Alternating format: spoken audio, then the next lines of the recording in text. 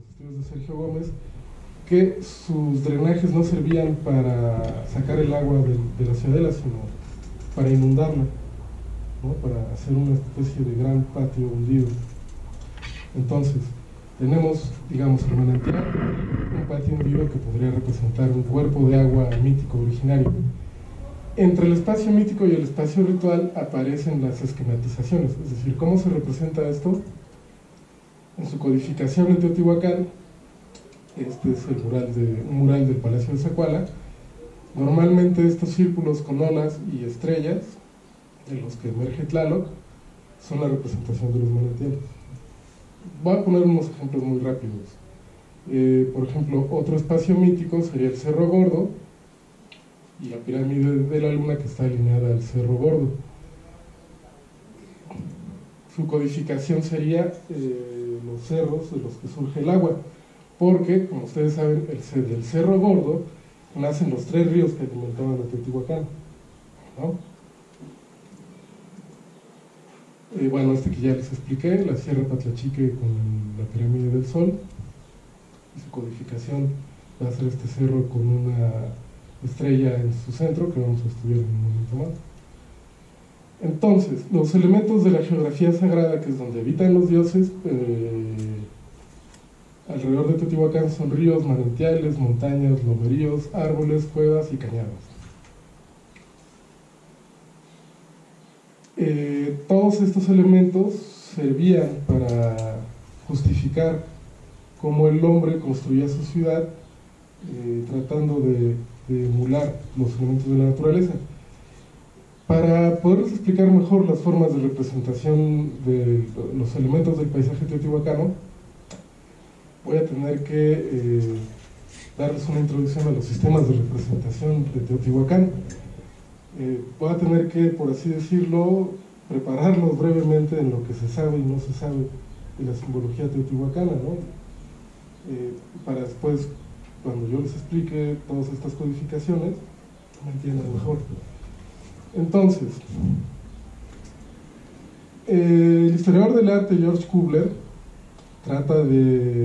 es el primero que trata de estudiar a fondo los signos de la pintura mural teotihuacana, trata de definir las relaciones iconográficas de todos los signos que él está encontrando, hace un catálogo de 50 glifos y él se da cuenta que hay unos signos en Teotihuacán que aparecen en la ciudad en los murales y que se repiten, por ejemplo, en la zona totonaca, otros signos que se repiten en la zona zapoteca y otros signos que hay en la zona maya.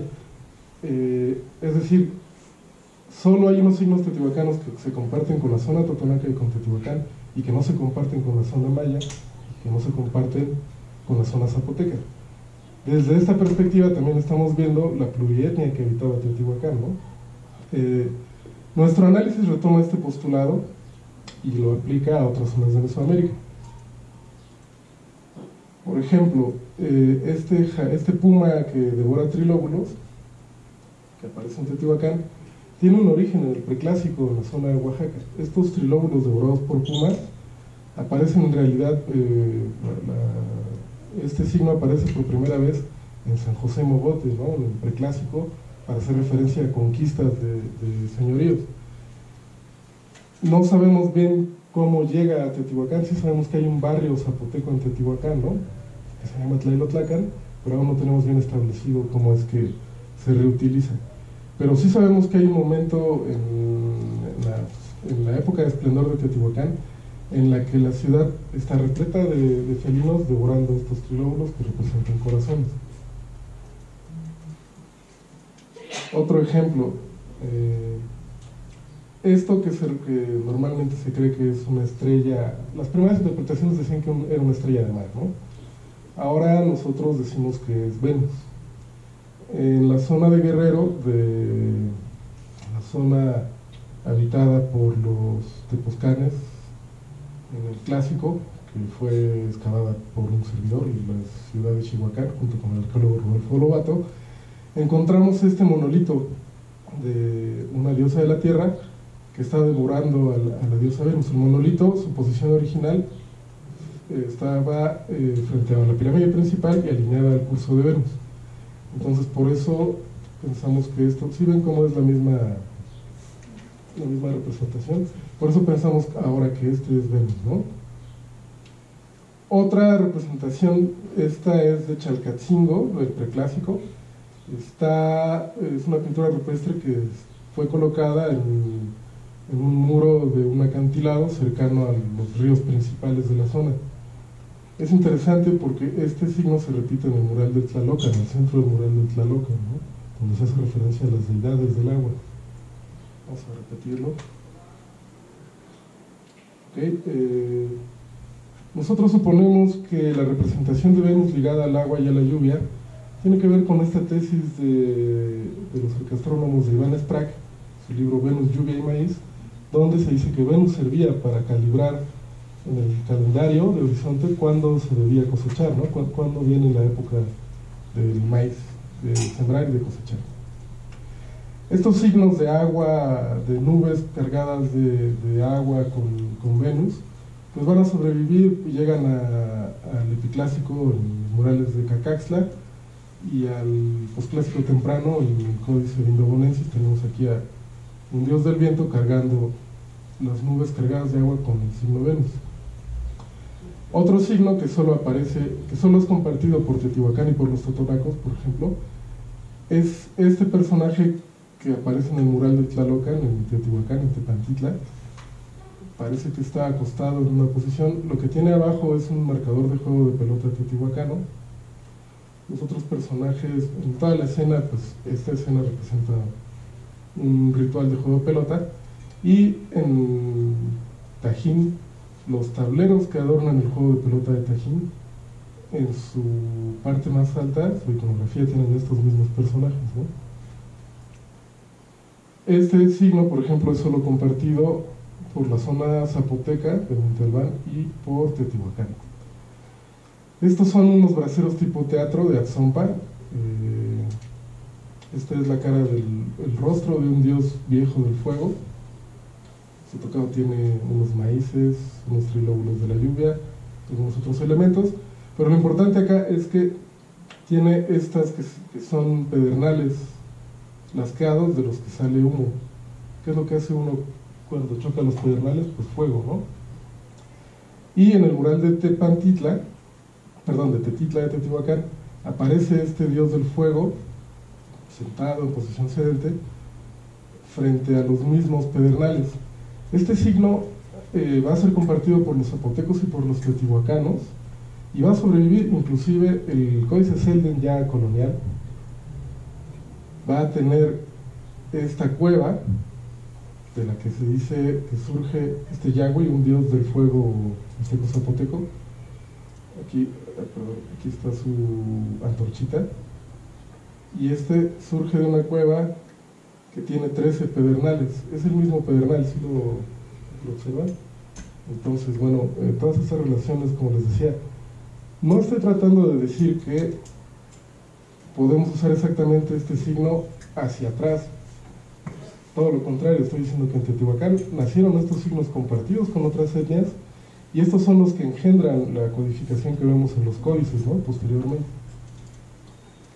En la zona zapoteca también aparecen estos tocados de cerros, que van a ser representados como estos cerros de agua, en los glifos de la Ventilla y en algunas otras partes de los murales teotihuacanos.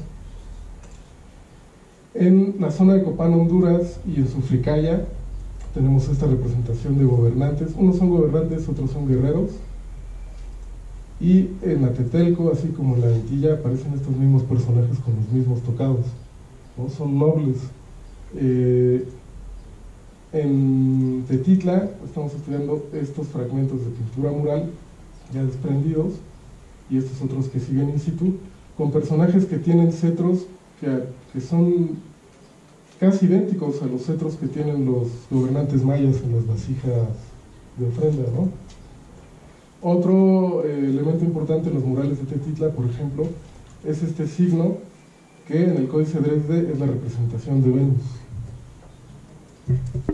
Es decir, les acabo de presentar un Venus que aparece en Teotihuacán como una estrella de mar, y ahora les estoy presentando otro Venus que tiene que ver con la codificación maya.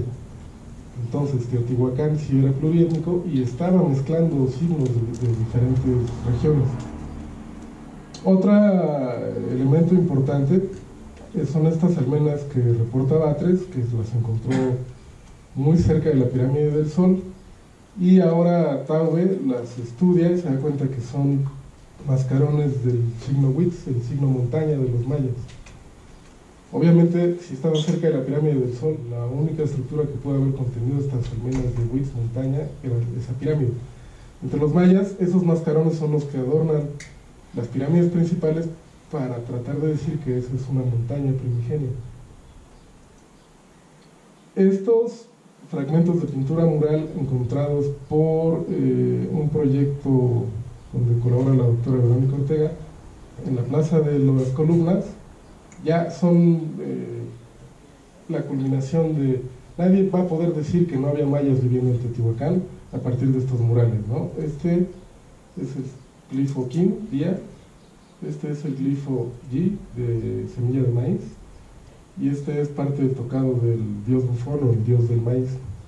¿Okay? Entonces, repito, hay que hacer hincapié en esto. No estoy diciendo que haya una unidad de simbología en Mesoamérica, estoy diciendo que hay muchas etnias en Teotihuacán, que hay muchos signos que se están representando, y que a lo largo de 800 años eso sí va a crear una unidad en la simbología, ¿no? En esta época, pues aparecen muchas etnias con sus símbolos que representan en los murales. Otro símbolo que aparece constantemente en Teotihuacán es este personaje que va cargando en su mano un brotecito de una planta.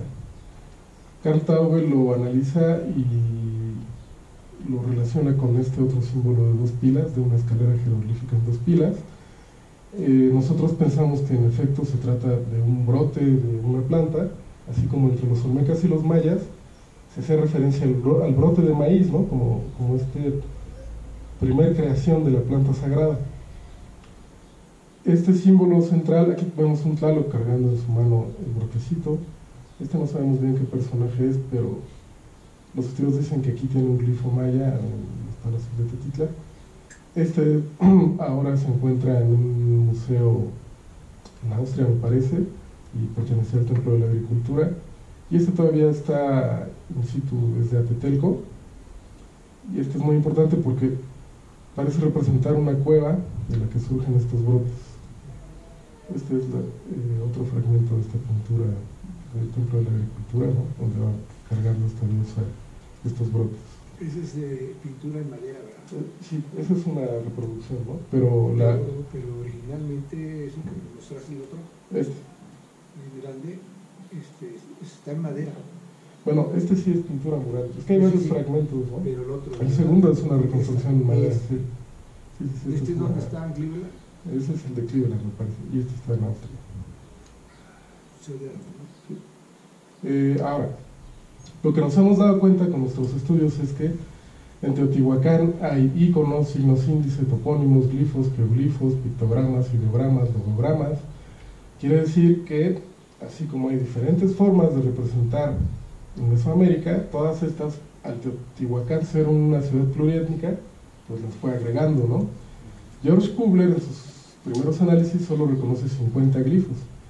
Más tarde, James Langley, un inglés, en su tesis, creo que doctoral, encuentra 300 glifos. Nosotros estamos haciendo otro catálogo que nos llevaríamos un semestre si se los enseño a explicarlo, pero bueno, ahí va nuestro catálogo y hoy quiero que lo trabajes conmigo. Hoy vamos a ver solamente de ese catálogo lo que tiene que ver con la representación del paisaje. Como les decía, este sistema perduró, ¿no? Y fue el que engendró a los códices de Mesoamérica. Okay. Entonces, en los murales de Atetelco tenemos esto que aparenta ser un cerro lleno de navajas. Así es como se representan los cuchillos y las navajas de obsidiana en Teotihuacán. Entonces, este mural de Atetelco seguramente representa la Sierra de las Navajas. ¿Sí? Bueno, vamos a... Es una propuesta de Hemke. Estoy retomando la propuesta de Christoph Hemke, de 2015, donde nos dice que así como existe el glifo Tun, piedra, el glifo Huitz, cerro en la zona maya, y el glifo cueva, pues así aparece el glifo Tecpatl entre los nahuas, el glifo Tepetl, cerro, el glifo Ostotl, y que eso podría ser el símil entre cuchillo de obsidiana, cerro, un cerro como Sierra de las Navajas, ¿no? Donde los teotihuacanos sacaban la obsidiana, y una cueva o una mina, ¿no? De donde sacaban la obsidiana. Y sí hubo presencia teotihuacana en la Sierra de las Navajas, según lo que plantea Pastrana. Entonces, con lo que no estamos de acuerdo con Gemke es que este signo sea una cueva. Vamos a ver, esto desde nuestra perspectiva es un manantial. Les voy a poner ejemplos de estas representaciones de una forma cronológica, ¿no? Para que se entienda cómo es que se fueron apropiando estos signos los teotihuacanos. Hay una fase pre-teotihuacán que Linda Manzanilla llama Cuanalán, por el pueblo que actualmente tiene ese mismo nombre. En ese lugar, Linda Manzanilla encuentra una serie de pueblos ribereños. Cuanalán está hacia el sur de lo que actualmente es la zona arqueológica de Teotihuacán. Se dice que estaba muy cerca de las orillas del lago de Texcoco, que tenía otra forma en esa época, y esta gente se divide en tres funciones. Unos se van a las orillas del Cerro Gordo, que es un volcán, y de ese volcán había caído un lajar de material de lava petrificada del volcán. Al estar en la pendiente, llega un momento en que su peso colapsa, cae todo el material, y entonces una parte de esta gente se va a vivir ahí cerca para explotar la piedra. Otros están en Cuanalán, en la zona lacustre. Entre estos dos espacios hay más o menos 15 kilómetros de distancia, y entre esos dos aparece Tlajinga, excavado por Harvard, y que es una zona de chinampas, la primera zona de chinampas de Mesoamérica. Entonces tenemos una zona de cultivo, una zona de pesca y una zona de minería. ¿Okay? Esto va a ser, estos tres primeros asentamientos van a ser representados de una forma mítica en el mural de Tlalocan desde nuestra perspectiva. El mural de Tlalocan está siendo pintado 600, 700 años después del asentamiento Cuanalán. Está siendo pintado en la fase Xolalpan, una fase en la que Teotihuacán está empezando a acabar con todos sus recursos, en la que el agua escasea, en la que ya no hay bosques, en la que hay un hacinamiento, y paradójicamente en esta época se pinta este mural lleno de tlalocs, lleno de signos de lluvia, donde se ve el Cerro Gordo con su cueva, del cual surgen los ríos, se ve una zona chinampera y se ve Cuanalán como la zona lacustre y de manantiales. Tal pareciera que los teotihuacanos en esa época están añorando, ¿no? ese origen que tuvieron, ¿no? Antes de que su población creciera al máximo. Esta es una reconstrucción de cómo se vería Teotihuacán en esas primeras épocas. El volcán del Cerro Gordo, con sus ríos, con sus afluentes. Esto sería el asentamiento de Ostoyohualco, que serían los que trabajarían en el Ajar. El nombre de Ostoyohualco es importante porque la traducción es el lugar de cuevas oscuras o cuevas nocturnas, ¿no? Lo que hace referencia a la actividad de estos cuates, ¿no? Se están metiendo a las cuevas, están creando minas. Otra cosa importante, bueno, les decía que son 15 kilómetros de distancia entre los mineros y la gente ribereña, ¿no? Aquí, esta zona de Chinampas es donde después va a aparecer la zona de Teotihuacán, la urbe. Uno se pregunta, ¿por qué acabaron con su zona de Chinampas, que es la que más producía? Un poquito más adelante vamos a ver que probablemente los teotihuacanos no querían acabar con esa zona chinampera, ¿no? Sino que recibieron éxodos de gente que los obligó a establecerse ahí. Hay una hipótesis, David, perdona que te interrumpa, ¿sí? Porque viene el caso de Jesús Mora Echeverría, que nunca entregó la publicación, pero sí causó mucha expectación. No, sí. Gracias. que dice que el problema de Teotihuacán fue la contaminación de sus aguas, de las aguas subterráneas que utilizaban para la subsistencia. Que por eso él da varias propuestas, que los niños, los hijos de la gente de linaje, de la gente de alto estatus, eran llevados a otros lugares, a Tzompa, a otros a Matacapa, a colonias, Purépecha también. Pero una de esa me parece muy interesante, porque no se ha considerado a fondo. Cuando la propuso en una mesa redonda de Teotihuacán, que no recuerdo si es la segunda o la tercera, causó mucha expectativa, porque él decía que el agua estaba tan contaminada ya por todas las heces y todo esto y otras cosas que había en los ríos subterráneos, había sido uno de los factores muy de impacto para que la gente empezara a migrar, y sobre todo la gente y los niños y los jóvenes de las familias de élite. Vamos a llegar a eso.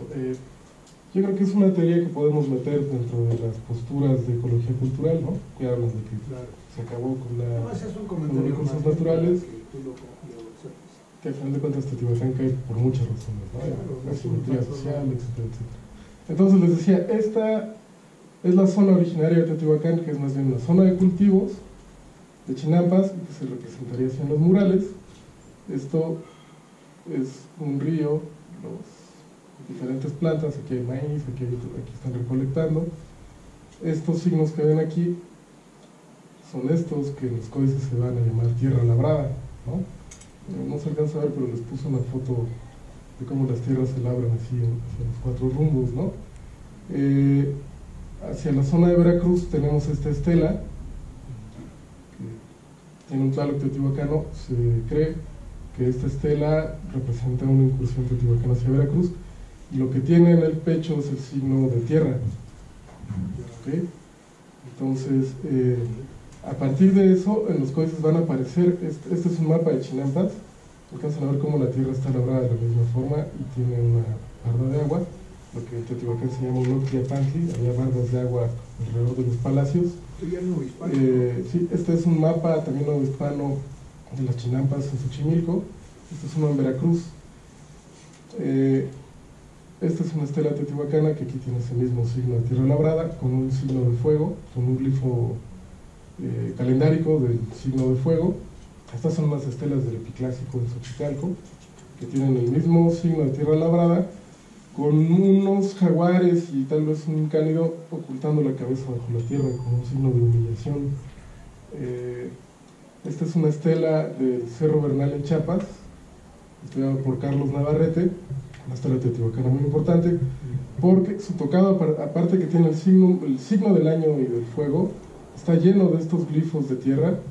Tiene este personaje su serpiente rayo, una vasija de la que surgen ríos, y muy cercano a esta zona existen estas otras dos estelas, el Cerro Bernal y el Fracción Ocular. Estas dos tienen signos calendáricos teotihuacanos y otra vez el signo tierra labrada. Combina el signo tierra labrada con un manantial. ¿Qué están diciendo los teotihuacanos en estas estelas? Estamos conquistando su tierra y su agua, ¿no? ¿Por qué están conquistando su tierra y su agua? Son un pueblo de agricultores en esta época, ¿no? Este es el signo manantial otra vez en Zacuala, compárenlo con lo que le estoy poniendo de esta estela. Ahora, este signo manantial se va a representar en el mural del Tlalocan, de esta forma, este manantial del que emerge un batracio, que suponemos que es el manantial de San Juan. Este signo va a sobrevivir, como les decía, en el Códice Coscatzin, donde se representa el manantial de la Cuescómatl de las chinampas xochimilcas. El signo manantial es muy parecido. Ahora, los estudios de COE refieren que las chinampas xochimilcas en realidad surgieron en la época teotihuacana. Las excavaciones de Loretzo y Urné en Culhuacán, las de Noguera en diferentes lugares de Xochimilco, tienen los primeros estratos con cerámica teotihuacana. Entonces las chinampas de Tlajinga en realidad fueron aplicadas en Xochimilco, ¿no? Por eso probablemente es que en los códices xochimilcas sobrevive el signo chinampa, el signo manantial y todos estos, ¿no? Aquí hay otra escena del mural de Tlalocan, donde entre las chinampas hay manantiales. Otra del mural de Tlalocan, donde un personaje está nadando ahí adentro del manantial. Este es otro códice de la historia tolteca chichimeca que hace referencia a Cholula. Recordemos que Cholula es contemporáneo a Teotihuacán y muchas tesis dicen que inclusive era como enemigo de Teotihuacán, ¿no? Que en algunas épocas fueron enemigos. Cholula, pues solo se conoce la pirámide principal y algunos templos adyacentes, pero se cree que su traza era tan grande como la de Teotihuacán. Y su pirámide principal se llama el Tlachihualtépetl, el cerro hecho a mano. En la historia tolteca chichimeca siempre se hace, así como en el Códice Cholula y otros que hablan de la zona, se hace referencia a que la pirámide se fundó sobre un manantial y un río. Del manantial surge un batracio, una serpiente o un animal acuático. Igual del manantial de Teotihuacán está surgiendo una especie de batracio. Esta codificación es compartida por Teotihuacán y por Cholula. Es importante esto, porque como vamos a ver a continuación, la pirámide del Sol pudo haber sido en sus primeras épocas un Tlachihualtecatl, un cerro hecho a mano. Este es otro signo manantial en un mural que estaba en uno de los palacios, en uno de los pórticos aledaños a la calzada de los muertos. En este se ve el mismo signo manantial, como este oleaje. Luego vemos estos que hemos llamado enredos de lirios, ¿no? De lirios acuáticos, que también se representan en Teopancasco y en algunas vasijas polícromas encontradas por Laura Exiliurna. Este Tlaloc que les pongo aquí en sus manos trae unos papeles que desde nuestra perspectiva están manchados de hule.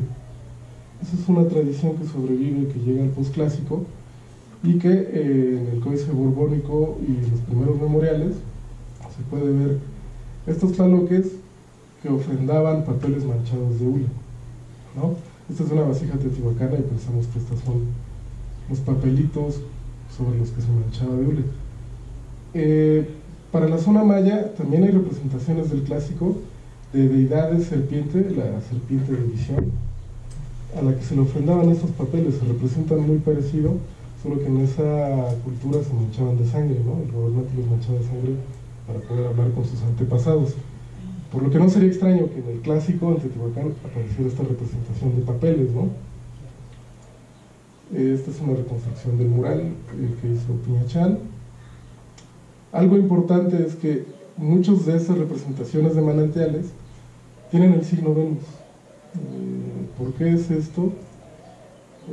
Bueno, nosotros suponemos, y esto no es nuestra propuesta, ya ha sido estudiada por muchos arqueólogos, entre ellos Francisco Rivas, que los cuerpos de agua, tal vez los manantiales, las lagunas, los ríos, podían ser utilizados como espejos para observar astros, ¿no? En cualquier cuerpo de agua que sea tranquilo, que no tenga mucho oleaje, uno puede observar los astros e ir haciendo alineaciones, de tal manera que entonces estos manantiales podrían haber sido utilizados como espejos en los que se observaban los astros, ¿no? Como les decía, las tesis sobre la arqueastronomía en Teotihuacán pues son muchísimas, ¿no? Acá abajo les puse muchas citas de Aveni, Gibbs, Doble, Espinosa, Flores, Galindo, Trejo, Morante, Benesprac, Stanislao Benisewski, etcétera, etcétera. Hay demasiadas tesis sobre la arqueastronomía en Teotihuacán como para negar la existencia del registro de los astros, ¿no? en esta zona. Se sabe que la zona arqueológica inclusive tenía dos alineaciones diferentes. Hay una zona que está alineada a 15 grados, que desde la teoría de Brode y de otros sirve para leer el paso de Venus en relación al Sol, y hay otras zonas que están alineadas 17 grados que sirven para leer otras cosas, otros astros. Esta es una pirámide en la costa de Guerrero, que les decía en la introducción. En la plaza de esta pirámide encontramos este monolito con el signo Venus alineado al astro, ¿no? A partir de ahí Nosotros pensamos que efectivamente estos signos representan a ¿Qué la temporalidad? es del clásico. Hay cerámica teotihuacana. Hay fragmentos de vasijas que parecen a las vasijas de Calpulalpa de Vineo. Es temprano. Sí. Otro signo importante que hace referencia al agua, pero esta es agua inframundana, son estos tableros y taluds encontrados muy cerca del río San Juan, en la zona arqueológica de Teotihuacán. Esta es la pintura mural que adornaba ese talud tablero, y vemos cómo, lo voy a voltear, es idéntica al signo río de los códices mixtecos. Ahora, ¿por qué está volteado? Abajo de este talud tablero, ustedes saben que Teotihuacán tiene una serie de cuevas y de drenajes labrados abajo de la ciudad. Muy cerca de este talud tablero había un pozo y una serie de drenajes. Lo que quiere decir que si en este códice mixteco se habla de un río con el agua arriba de la tierra, en este está volteado porque el agua está pasando abajo en el drenaje, en la zona de OK. Entonces, es la misma codificación, pero ¿ven cómo está volteado?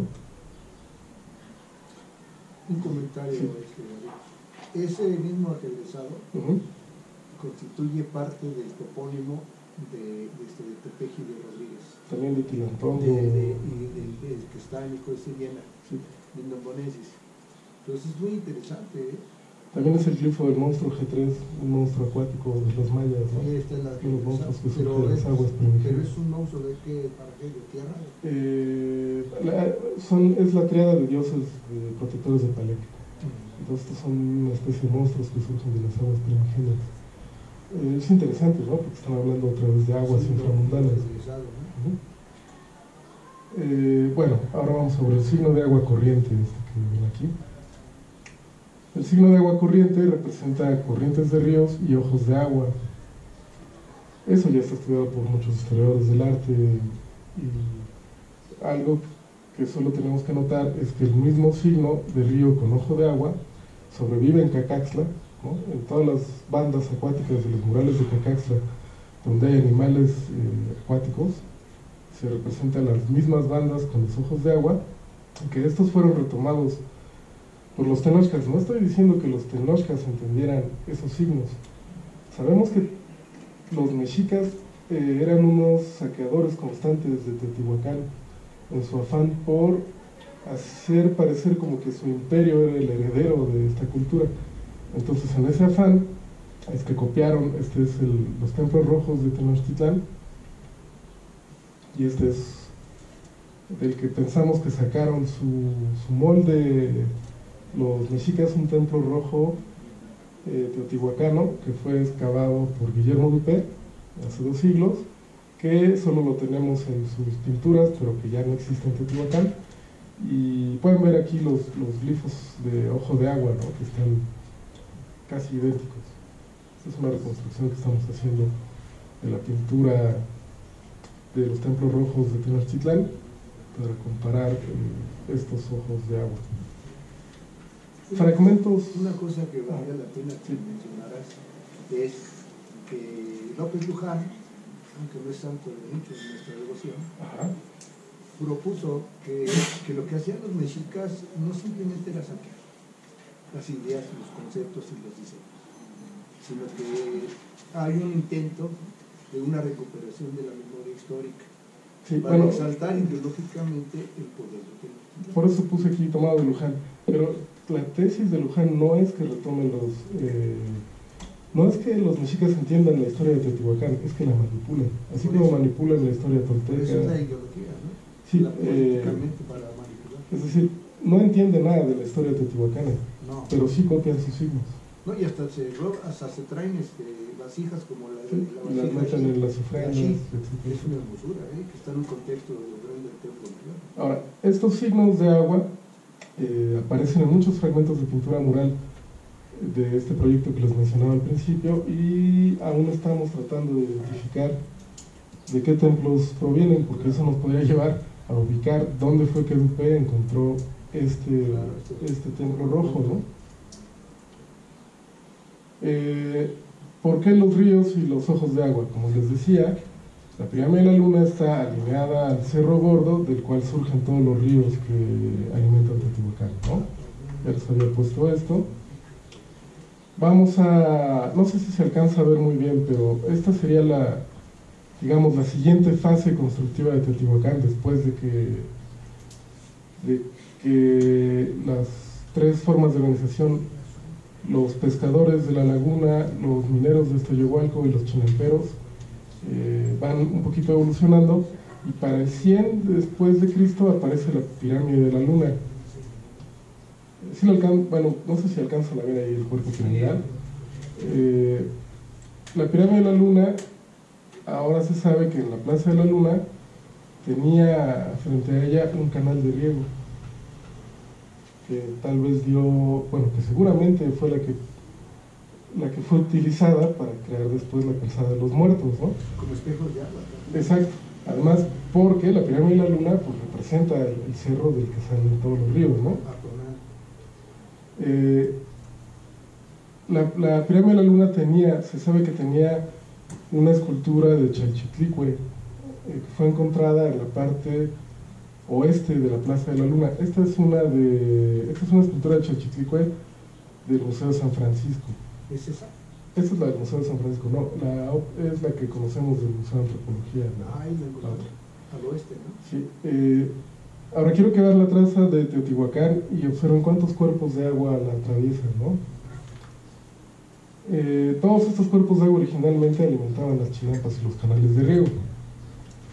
Toda esta zona sería Tlajinga, lo que llaman Tlajinga la gente de Harvard, y aquí Sergio Gómez y Yuli Gazola, en lo que llaman la Protociudadela, encontraron una serie de canales del preclásico que alimentaban igual tierras de cultivo. El monolito de Chalchitlicue, que desde la cosmovisión mesoamericana es la patrona de los ríos que bajan de los cerros, fue encontrado en la zona noroeste de la Plaza de la Luna, ¿no? Y originalmente se piensa que estaba en el primer cuerpo de la pirámide de la Luna. Ahora, entre el 100 después de Cristo, cuando se crea la primera pirámide de la Luna, y el 200 después de Cristo, hay 4 etapas constructivas de esta pirámide. Solo existe en Teotihuacán, en esta época, esta pirámide, no hay ninguna otra. Lo que existe en el lugar donde va a aparecer 200 años después la pirámide del Sol son una serie de templos construidos en lodo y con tierra de cultivo que reportan Saburo, Sugiyama y Sarabia, ¿no? El doctor Sarabia. Reportan una serie de estructuras pequeñas sobre las que de repente va a aparecer en el 220 una mole que es la pirámide del Sol. En esta época temprana aparecen en Teotihuacán muchas figurillas femeninas que en su tocado tienen este signo de tierra labrada, que desde nuestra perspectiva son las figurillas domésticas con las que se hace referencia a Chalchitlicue, ¿no? Esta diosa de los ríos. Posteriormente, en unos murales encontrados por Lauret Seyurne, aparece esto, pues es la cara de Tlaloc, solo que trae un quechquemitl y una falda, ¿no? Trae un chiquihuite con maicitos, y en el códice maglevequiano también vemos a Chalchitlicue representada con una falda y con su máscara de Tlaloc. O sea, no es tan extraño que a Chalchitlicue se le represente con esta máscara, ¿no? Inclusive en el Códice Florentino o en algunos otros documentos se dice que para la fiesta del maíz, pues las mujeres bailaban con sus chiquihuites, con los primeros maicitos, ¿no? De la cosecha, algo que vemos aquí en este mural. La pirámide de la Luna, en los reportes, los informes, las entrevistas que ha dado la doctora Verónica Ortega, quien explora la Plaza de la Luna, los reportes que ha dado los boletines del INAH, se sabe que en las primeras etapas de la Plaza de la Luna había un canal central. Este es el canal central que sale de la plaza y que corría toda la calzada de los muertos hasta topar con con el río San Juan. En las fotos históricas se puede ver ese canal. No sabemos por qué después, bueno, sí sabemos, en las reconstrucciones de Batres, en dinamita y cemento, al por mayor, seguramente es donde desaparece ese canal, ¿no? Pero es algo importante, ¿no? Se está emulando un cerro sagrado con su río central.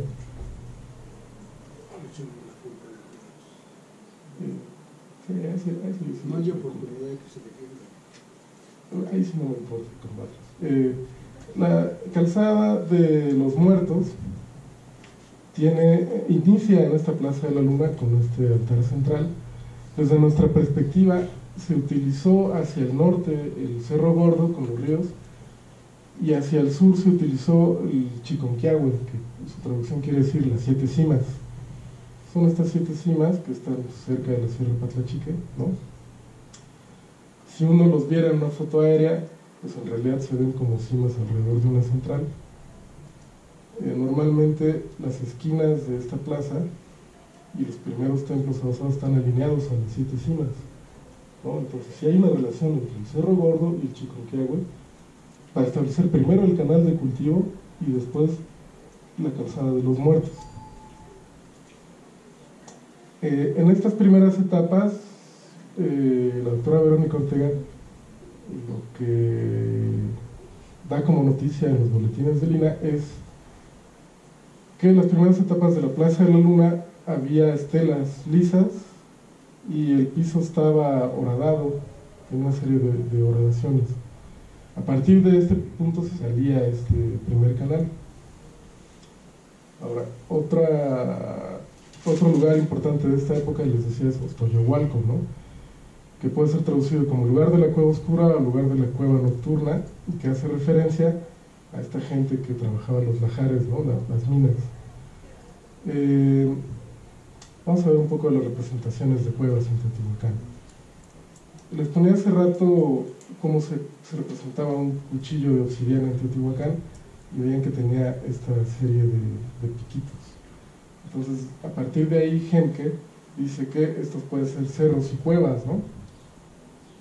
Que nos dice, pues así se lee el signo Tum, piedra en maya, así se lee náhuatl imperial y así se lee cuchillo de obsidiana en Teotihuacán. Así se lee Huitz o cerro en maya, así se lee Tepetl o cerro en náhuatl, y este entonces será un cerro de obsidiana en Teotihuacán, ¿no? Así se lee Chen o cueva en maya, así se lee Ostotl o cueva en náhuatl, y entonces esto podría ser cueva o mina. El mural de Atetelco es muy ilustrativo al respecto, ya que no solo Genke, ahora Angulo Villaseñor y otros arqueólogos dicen que esto puede ser Sierra de las Navajas, ¿no? Jesper también con Genke, ¿no? Ahora, ¿qué había en Sierra de las Navajas? Pues cuevas o minas de obsidiana, ¿no? ¿Quién las explotaba y protegía? En la lectura que publica el año pasado Angulo Villaseñor con el American Malbram, pues los guerreros representados en los mismos palacios de Atetelco, ¿no? Junto a este mural están estos guerreros. Hay arqueología, hay cerámica y cosas teotihuacanas en la Sierra de las Navajas que ha explorado Pastrana, el doctor Fernando Pastrana, que es el experto de la Ahora, veamos cómo estos guerreros teotihuacanos llevan un cuchillo de obsidiana que está atravesando un corazón, y ese cuchillo es el mismo de Sierra de las Navajas, ¿no? Obviamente Teotihuacán, cuando se convierte en una potencia, lo que utiliza es esta arma, ¿no? La obsidiana. Este es el mural completo. Hay que hacer otra vez una aclaración. La parte alta que enmarqué en amarillo, en el mural original está de cabeza. ¿Cuál, la de los búhos? Sí. Esto es porque si uno lo ve como un mapa de un códice, en realidad no se representa en un solo plano como si fuera un mapa medieval, ¿no? Está de cabeza por las reglas de la representación mesoamericana en general, ¿no? Sí. Otros signos que aparecen ya estudiados por Hasso von Wiening en sus 2 tomos clásicos de iconografía teotihuacana son estos cerros con nopales, y también aparecen estos nopales en la representación de Atetelco, Hay un topónimo cerca de Teotihuacán que se llama Nopaltepec, ¿no? Hoy en día, pero también en este otro vemos un guerrero con un lanzadardos de búho que está subiendo a este cerro. Eso es importante porque la teoría de Henke es búho lanzadardos, el conquistador de la zona maya, que está siendo representado en este topónimo como el dueño de la Sierra de las Navajas, ¿no? Es un guerrero importante. Pareciera... Eso es muy bonito, permíteme, te voy a decir por qué. Yo tengo un trabajo donde identifico el nombre del clásico de Teotihuacán en tres contextos líticos mayas. Y un elemento importantísimo de todo este rollo es el Atlatl. O sea, es una mano que tiene un Atlatl que está sobre un cerro de piedra. Sí, vamos a trabajar eso. Entonces, el búho lanzadardos, este personaje parece ser que es uno de los abuelos de varios personajes importantes, por lo menos en Tikal, en Huachactún, en Sufricaya también aparece, y en otro contexto de Piedras Negras. Sí, entonces este artículo ahora, yo supongo que vamos se a va a salir trabajar en ciencias un poquito más tarde. Y el glifo de búho lanzadardos o su emblema como un búho y un atlas, guerreros que suben a los cerros a relacionarse con plantas espinosas. Esto es un maguey, esto es una biznaga, esto es un nopal. En los mitos como los anales de Cuautitlán, la historia tolteca chichimeca, el mapa de Cotinchan II, se dice que antes de que existieran los toltecas, esto es Teotihuacán, los guerreros iban a los lugares donde había plantas espinosas y ayunaban 4 días sobre esas plantas. Al término de esa cuenta podían ser nombrados guerreros, ¿no? Los anales de Cuautitlán dicen que estos guerreros, al momento de hacer su primer conquista, se pintaban anteojeras. Pues pueden ser los guerreros teotihuacanos, ¿no? Todas las guerreras teotihuacanos siempre se pintan anteojeras de Tlaloc. Nosotros no creemos que Búho Lanzadardos sea un personaje específico, porque sus representaciones las tenemos, empiezan aquí, pero también las tenemos en estelas en la zona zapoteca, 300 años después de su aparición en la zona maya, en los murales de Cacaxtla 500 años después, en códices mixtecos. O sea, Búho Lanzadardos es más bien un cargo de guerra. ¿Pero eso es en Cacaxtla? Sí. No lo vamos a ver hoy, pero desde nuestra perspectiva es un cargo de guerra que es reutilizado por mucha gente, ¿no? Es un cargo de poder. Disculpa, ¿los primeros dos dónde están? ¿Quién? ¿Estos dos? Son fragmentos de cerámica estudiados por Hazel Winning en su catálogo de iconografía teotihuacana. Otra cerámica de un cajete trípode teotihuacano se representa este personaje, un guerrero Tlaloc, portando su cuchillo de obsidiana que está atravesando el corazón. Pues en esta escena, estos personajes, a partir de la analogía con ciertos códices, pensamos que están haciendo eso, están regresando de conquistar y están realizando una danza en un patio hundido de Teotihuacán, tal vez en el mismo Tetelco, el lugar donde se pintó el mural, y están festejando la conquista. Adentro de Teotihuacán se sabe de diferentes talleres de obsidiana y que estos se propone que estos talleres estaban controlados por la milicia. Al haber plurietnias habitando Teotihuacán, sería lógico que la milicia controlara quién podía tener acceso a las armas, ¿no? El glifo cueva de Henke es muy parecido al glifo cueva de Chalcatzingo y a este que recuperamos del mural ya muy destruido de los animales mitológicos, ¿no? Es un jaguar del que su hocico emula esta entrada de la cueva.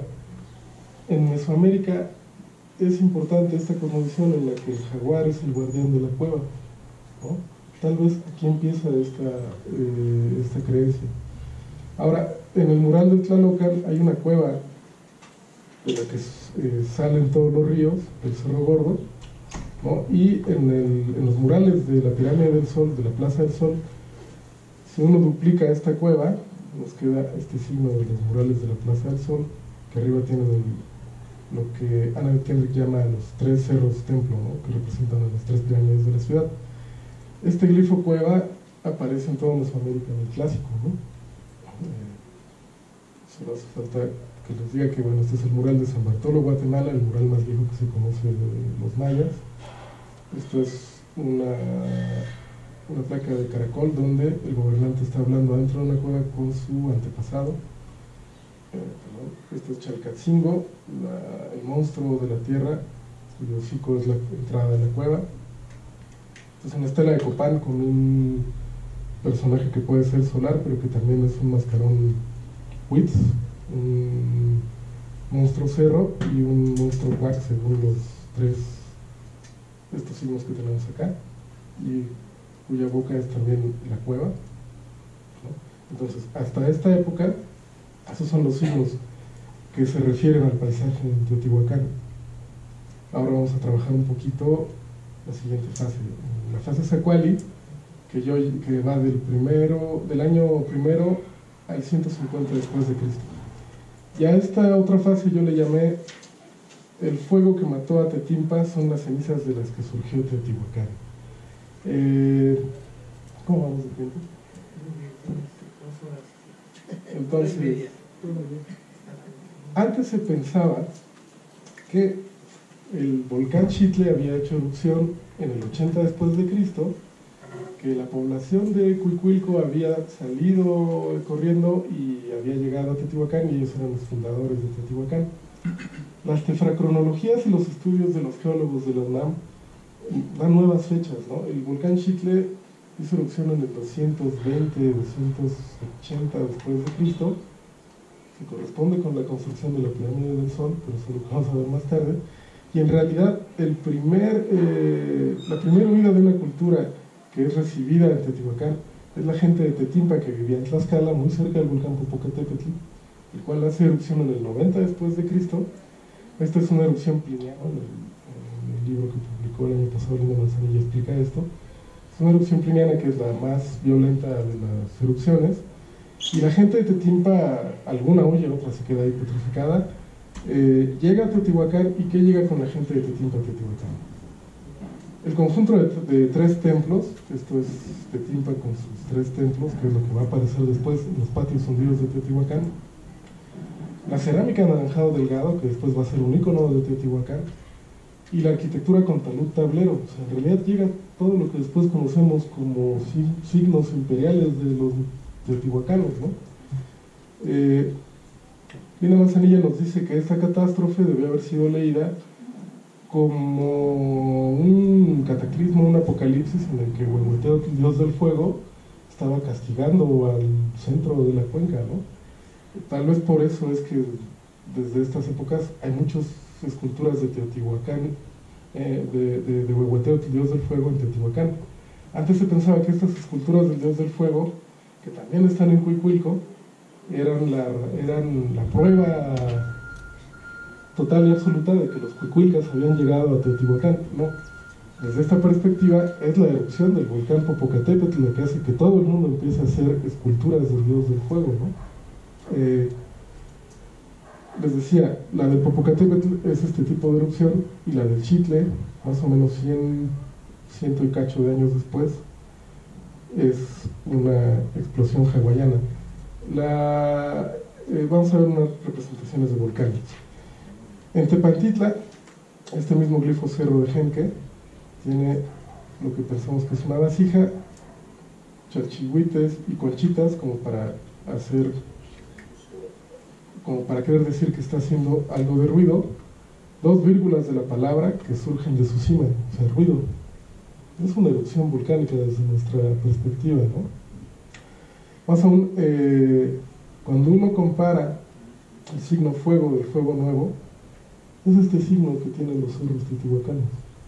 En los códices mixtecos, lo mismo, para representar un volcán, es un cerro del cual está surgiendo la vasija, ¿no? No es una vasija de agua como las de Tlaloc, pero es una vasija de lava.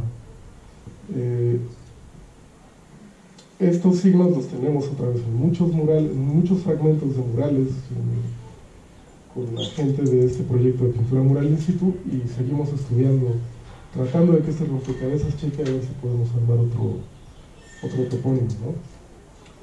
Les decía, más o menos en el 200-250 después de Cristo, entonces sí hace erupción el volcán Xitle, una erupción hawaiana, lo que quiere decir que la lava tenía un alto contenido de sílice. Esto significa que la lava salió muy lento. Se cree que los teotihuacanos pudieron observar la erupción del Xitle, la lava brotó y tardaron días en que la lava llegara a la ciudad, lo que les dio tiempo de preparar, despedirse de su pirámide, enterrar una estela que ya fue encontrada, ¿no? Hacer unos rituales de despedida. Pero esto es muy importante también, les dio tiempo de que toda la población migrara, ¿no? Entonces, esto es el año 200-250, que será finales de la época Micaotli y principios de Tlamimilolpa en Teotihuacán. Es importante ver que con esta erupción y esta migración crece en Teotihuacán. En esta época es cuando crece la ciudad a 22 kilómetros cuadrados, hay un hacinamiento, la traza parece descontrolarse un poquito, se tardan un poco en volverla a armar. Pues claro, está llegando todo Cuicuilco, ¿no?, a habitar Teotihuacán. Esto checa más, ¿no?, con esta teoría checa más, ¿no?, que toda la población de Cuicuilco llegara a Teotihuacán, que no llegara tan invitada por la gente de Teotihuacán, sino más bien es un éxodo, ¿no? La gente de Teotihuacán no los pudo parar. Si en Teotihuacán también está viviendo la gente de Tetimpa, que vivió la otra erupción, seguramente hay un pánico general, ¿no? ¿Y qué es lo que va a pasar? Pues, bueno, la traza urbana crece de un solo golpe, ¿no? Pero aparte, ahí es donde estaban las chinampas, ¿no? ¿Por qué se van a vivir las chinampas? Porque todo el mundo está aterrado de que les vuelva a caer fuego en la cabeza, ¿no? Todo el mundo se va a vivir entre el agua, no quiere saber más de otra erupción. Por eso les decía, tal vez la gente originaria de Teotihuacán no les gustó tanto ver llegar toda la población de Cuicuilco que se está asentando en medio de las chinampas. La pirámide del Sol, vamos a tratar un poquito después de la pirámide del Sol, pero vamos a decir rápidamente que en los estudios de Linda Manzanilla, de Sarabia y de otros arqueólogos que han intervenido en la pirámide, su núcleo constructivo es tierra de cultivo de la chinampa. O sea, realmente están arrasando con esa chinampa y con eso están construyendo de un solo golpe la pirámide del Sol como un ritual que tiene que ver con esas erupciones, ¿no? Ahora, los signos que tenía, esta es la estela que entierran en Cuicuilco antes de la huida. Tiene estos rombos y círculos que van a ser retomados por los huehueteotls teotihuacanos de esta época. Estas horadaciones en las estelas son las que también pensamos que pueden ser, que representan estas otras horadaciones de la Plaza de la Luna, ¿no?, encontradas por la doctora Verónica Ortega. Lo debajo es de Cuicuilco, ¿no? ¿Ah? Es de Cuicuilco. No, esa es la Plaza de la Luna. No, esa. Sí, esta es de Cuicuilco. Lo que estoy diciendo es que estas horadaciones son esas representaciones en Teotihuacán. Las estelas lisas que encuentra la doctora Verónica están asociadas a horadaciones de la misma forma, ¿no? En el mural del Palacio de Totometla tenemos esos rombos con círculos asociados a, este glifo no se ve muy bien, pero es un glifo ojo de reptil. Aquí está mejor puesto el glifo ojo de reptil, que en los murales de Cacaxtla sabemos que es la fecha en la que se prendía el fuego nuevo. Pues el glifo ojo de reptil en Teotihuacán asociado a estos signos del pecado de Huehueteotl, desde nuestra perspectiva son referencias a esos rituales del fuego. Esos son de Totometla, ¿verdad? Sí. Okay. Como les decía, la pirámide del Sol es construida de un solo golpe con esta migración de gente de Cuicuilco. La gente construye la pirámide del Sol con las chinampas, con toda la tierra de cultivo de las chinampas que utilizaba la gente originaria de Teotihuacán. En la cima de la pirámide, el doctor Sarabia y Sobel Sujiyama encuentran este Huehueteotl. lo que desde nuestra perspectiva nos está diciendo que en efecto el cerro trata de hacer un ritual que tiene que ver con un volcán que en su cima tiene fuego, ¿no? Esta es una reconstrucción 3D que nos invitó el doctor Sarabia a hacer de la escultura y de la pirámide. Aunque la iconografía de ese huehueteote en particular es muy diferente a todos los huehueteos, ¿sí? Acuérdate que yo estoy terminando el catálogo de... Yo creo que es muy diferente porque mayor. es un lugar excepcional, ¿no? No es un huehueteote de un palacio, de un barrio. Y entonces Es del el tocado, ritual en lo que está inicial. en el tocado, es muy diferente. Son fauces de Felicipar. No son los ojos rombo y de Tlapapá, lo que son las Sí lo sabemos, solo no vamos a dar datos de eso porque No, es la porque excavación no, de Sarabia. pero es muy diferente, Entonces, se construye la pirámide del Sol, sincretiza elementos del dios del fuego, se coloca un huehueteotl en su cima. En la parte baja hay un conjunto de 3 templos, que es lo que habían adherido de la cultura de Tetimpa, que había huido de otro volcán. Abajo de esta pirámide hay ofrendas con Tlaloc, ¿no? O sea, este es un templo que tiene que ver con las chinampas. Y en su interior se labra una cueva.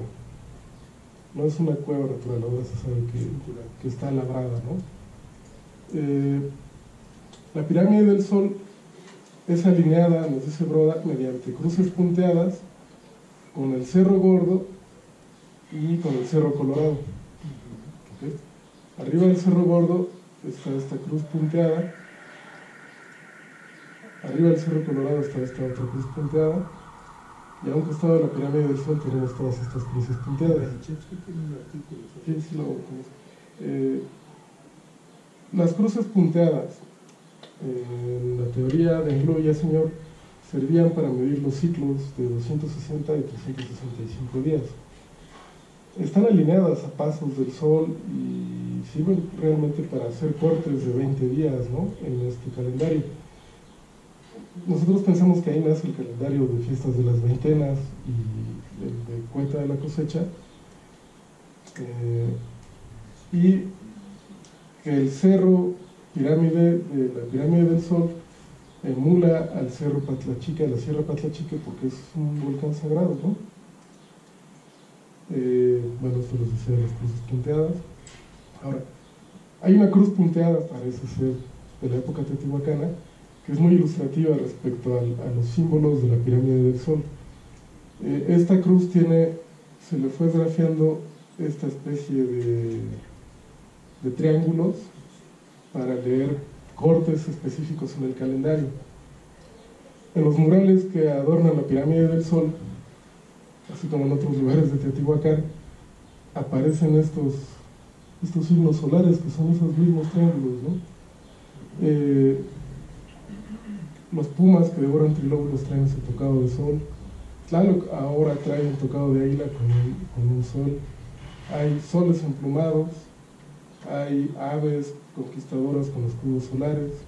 Aparece Xala, el palacio de Xala, estado por Linda Manzanilla y Leonardo López Luján, que en su patio central tiene unos jaguares emplumados con un tocado de sol y la estrella Venus, ¿no? Entonces, desde nuestra perspectiva, esta es una forma esquemática que enmascara la cruz punteada, ¿no? Pero el elemento de Zacatecas, la cruz punteada, ¿de qué parte, de qué sitio es? Es de Momax, se llama Momax el lugar. En la cruz punteada de Zacatecas, Chapín, Zacatecas, y hay otro que se llama El Chapín. Okay. Entonces, la pirámide del Sol está alineada al Sol, se alinea al ocaso del Sol en 2 puntos importantes, en 2 fechas, el 12 de agosto y el 29 de abril. Entre las 2 fechas hay un intervalo de 260 días, que es el calendario divinatorio, ¿no? Vamos a estudiar primero qué tiene que ver el 12 de agosto con la pirámide del Sol. El 12 de agosto marca 52 días después del solsticio de verano. Otra vez, 52 es una cuenta importante en las cuentas, por así llamarlas, largas del centro de México, ¿no? Son 52 años lo que se requiere para un ritual de fuego nuevo. Otra cosa importante, nosotros suponemos que el ritual de fuego nuevo es la forma ritual en la que se vive la historia mitificada de los volcanes, ¿no? De los volcanes por los cuales llega toda la población de Teotihuacán. La fiesta del 12 de agosto, esta fiesta en la que se alinea la pirámide del Sol al Sol, según muchas fuentes, es en la que se celebra a Huehueteotl. Los otomís, específicamente en las fuentes se dice que los otomís celebraban a Huehueteotl. Ustedes saben que algunas teorías, algunas propuestas, entre ellas las de Linda Manzanilla, dicen que en Teotihuacán se hablaba otomangue, ¿no? Entonces, algo checa de esta propuesta. ¿Qué se hacía en esta fiesta? Los otomís cremaban guerreros muertos al ocaso del sol. Se encendió un fuego nuevo a la diosa guerrera Izpapalotl, a la mariposa de obsidiana. Esto es importante porque en un códice otomí, el códice Huamantla, se representa a Teotihuacán alineado al astro rey, al sol, de esta misma forma, ¿no? Hacia el ocaso de la pirámide del Sol se encontraron estos mascarones que representan rostros descarnados, deidades de la muerte, coronadas por tocados de papel plegado, que van a ser después representados para Mictlantecutli, ¿no? Mictlantecutli, el dios de la muerte, trae siempre tocados de papel plegado. Lo cual, desde nuestra perspectiva, más o menos va dando la misma lógica de esta fiesta de la muerte, ¿no? Hacia el ocaso del sol. Más aún, Leopoldo Batres reporta una acumulación de incensarios tipo teatro enfrente de la pirámide del Sol, hacia el poniente. Sabroso Hiyama supone que los incensarios eran usados en ritos para recordar a los guerreros muertos en batalla. Langley después analiza las características de los incensarios. Se da cuenta que los incensarios, hay, digamos, 3 estilos de incensarios por épocas, pero estos primeros incensarios representan personajes individuales. Ningún incensario es igual a otro. Son personales, deben ser personajes muertos, ¿no? El rostro que porta son máscaras, emula las máscaras funerarias de piedra verde. Portan todos íconos de mariposa. ¿Se acuerdan que hace rato les dije que los otomís en el 12 de febrero festejan a sus guerreros muertos y lo hacen a la diosa mariposa, ¿no? Izpapalotl. Todos los incensarios portan signos del año y del fuego, ¿no? Vamos a ver, estos son los incensarios. Desde nuestra perspectiva, la Plaza del Sol era usada entonces el 12 de agosto, donde el sol se alineaba hacia el ocaso, para festejar, depositar estos incensarios que tenían que ver con guerreros muertos y encomendarlos a Huehueteotl. Estos son los incensarios, estas son las máscaras, ¿no? Funerarias. Emulan estas máscaras, esas son de cerámica, pero emularían estas otras. Estos son los tocados de mariposa o los símbolos mariposa que adornan los incensarios. Estas son placas con símbolos o de fuego o del año que normalmente acompañan estos incensarios. Y este es muy importante, es una máscara de un incensario que tiene un rostro de Huehueteotl, el dios del fuego, y que su antena central, que se llama